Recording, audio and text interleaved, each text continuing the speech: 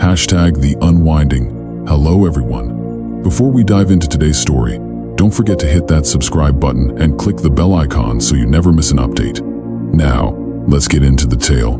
I sat at my sturdy oak desk, willing a creative spark to caress my brain without much luck. Writer's block had encased me for over a week now in its merciless hold, and my next book was promised to be completed by next week. I sighed, sparking up another cigarette and staring blankly at the unfinished novel on my screen. You'd assume with 2 novels and a mini-series of books already published that I'd be better than this by now. But the stress and deadlines from my publishers have sucked all the creative energy out of me. My self-loathing was interrupted by a soft knock at my apartment door, forcing me out of my anxious void. I pulled myself off the leather chair and walked towards the door, expecting to be greeted by my roommate who'd forgotten his keys again. But instead, I opened the door to find nobody. I turned my head left and right, perplexed by this lack of presence, and was about to close the door when I noticed a small gift bag on the floor. "Ah, fan mail," I muttered to myself, almost mustering a smile. What's a failing artist without their petite clan of dedicated followers? I picked up the bag and retreated back inside. I peeked inside the bag, hoping it would be something alcoholic, or at the very least not dog shit.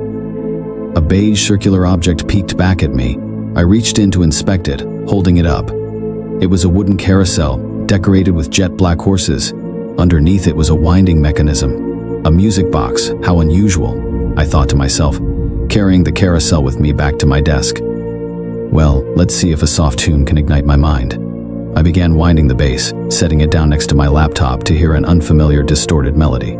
I guess it's broken, I sighed. At least we have that in common. Hey, are you okay? I slowly opened my eyes, the light to the living room feeling like the sun. I just got home from work and you were on the floor. What happened? My roommate Graham knelt beside me, a look of genuine concern on his face. Huh? I spluttered, feeling groggy and confused. Graham helped me to the sofa where he gently guided me down. Have you eaten today? How long were you out? Graham asked.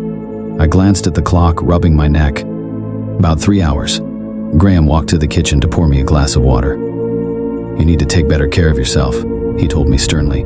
You get yourself stressed out and don't eat or sleep, it's not good for you. Graham forbade me from using my laptop for the rest of the evening, insisting I instead have a bath while he prepared us dinner. We sat opposite each other at our small dining room table, eating quietly. I broke the silence with the usual question of how was work? Graham sighed, pushing his pasta around his plate with his fork. It was shit. The boss was an asshole to me all day, and the customers were as horrible as ever. I swear I could kill the lot of them and burn the place down if it didn't pay the bills. We both laughed. So what about you? Surely something interesting happened to you besides passing out for hours, Graham teased. I shrugged. I got some weird fan mail earlier. Well, I assume it's from a fan anyway. It's that strange carousel music box on my desk. Fuck knows what it plays. Some warped sound or something. Must just be some broken thing someone didn't want. Bizarre, Graham replied as we continued eating. I went to bed not long after dinner, per Graham's instruction. I actually woke up feeling rather refreshed, an unusual occurrence for me. I stretched, got dressed, and headed into the kitchen for my morning coffee. Beverage in hand, I sauntered over to my computer desk to try and conquer the writer's block with my new, fresh outlook on the day. I saw a small post-it note stuck to the corner of my desk and plucked it from its position. Morning! I took that carousel thing into work to see if I can fix it on my break. Don't overdo it today. See you tonight. I smiled, placing the note back down and taking a moment to appreciate Graham while my laptop booted up. An email from my editor instantly flashed up on the screen. Oh, great, I muttered as I opened it. He's going to be on my case about getting this thing finished. My eyebrow raised as I began to scan the email. Whoa, that's early for your deadlines. Nice work for getting it done in time. It's quite a bit, well, darker than your usual stuff, but I'm sure we can make it work with some editing maybe. I don't really understand why you've gone down this route, but we can fix it. Just leave it with me, and don't send any drafts to the publisher until we can figure this out, okay? What? I said out loud and was about to reply when an email from my publisher popped up. Hello, we have received your final copy of your recent novel and we must say we don't find it appropriate. The content seems very violent and personally threatening, and upon further discussion, it is with great sadness that we must terminate your contract with us. This is very unfortunate as we have enjoyed working with you and had high hopes for your upcoming work. We wish you well in your future. My heart felt like it was in my throat, and I began reaching for my phone to call them and explain how there must be a mistake when I noticed the file I'd attached. It was dated yesterday, around the time I'd assumed I was unconscious. The story that I'd once had written on the page about a fantasy medieval world was gone, and in its place was a vulgar, graphic slew of the detailed methods on how I wanted to torture each individual publisher in the company. I felt sick to my stomach as I read the disgusting ways I was harming them, committing unmentionable violent attacks on the staff. I pushed my computer chair back and got up shakily to find my phone, desperate to fix this and find who was responsible. On my way to my room, I noticed the gift bag still on the floor by the living room table. There was a note inside which I hadn't seen yesterday. I reached down and pulled it out, reading the handwritten note. With this device, all your thoughts can come true.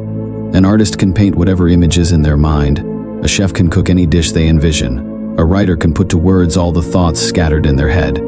But be cautious. Not all thoughts should be let into this world.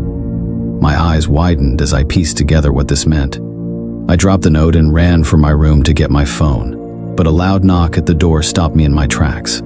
I walked to the door, heart pounding, to find 2 police officers standing in the doorway. "We're looking for Graham Opson. We understand this is his residence," one of them told me sternly. "Yes, he lives here, but he's not in, he's at work." "Why, what's wrong?" I spluttered, barely able to get the words out. The officers exchanged a look before glancing back at me. I stepped aside and told them to look around. They did so, and within 10 minutes we were all standing in the living room with me firmly asking what was going on and if Graham was okay. One of the officers let out a sigh. "Mr. Opson is wanted for the murder of several people and the arson of his workplace. We've been tracing him on CCTV for an hour, but he's managed to escape. If you see him or he makes contact, please let us know." The officers left soon after, and I sat on the sofa in a daze for what must have been hours. I snapped back to reality when I heard a key in the door. It was Graham. Evening. Sorry I'm late. I woke up passed out in the woods for some reason. Maybe one of my bastard coworkers spiked my soda, or maybe what you had yesterday is some sort of virus that I've caught. Graham walked into the living room and perched on the sofa next to me. "You all right? You look a bit pale. Maybe we both just need some time off. Oh, by the way, I didn't have any luck fixing that music box. It really does sound distorted though, doesn't it? I hope you don't mind, but I gave it to a coworker who left at lunchtime. He's good with these sorts of things and might get it working. Lucky bastard booked half the day off for his kid's birthday party. Anyways, should we have a takeaway tonight? I'd kill for some fried chicken." As he spoke, my mind raced. The music box, the murders, the arson, everything began to connect. Graham's strange behavior, the distorted music, the note that promised thoughts becoming reality. "Why don't we sit down for a bit first?" I suggested, trying to keep my voice steady. "There's something we need to talk about." Graham looked at me curiously but sat down nonetheless.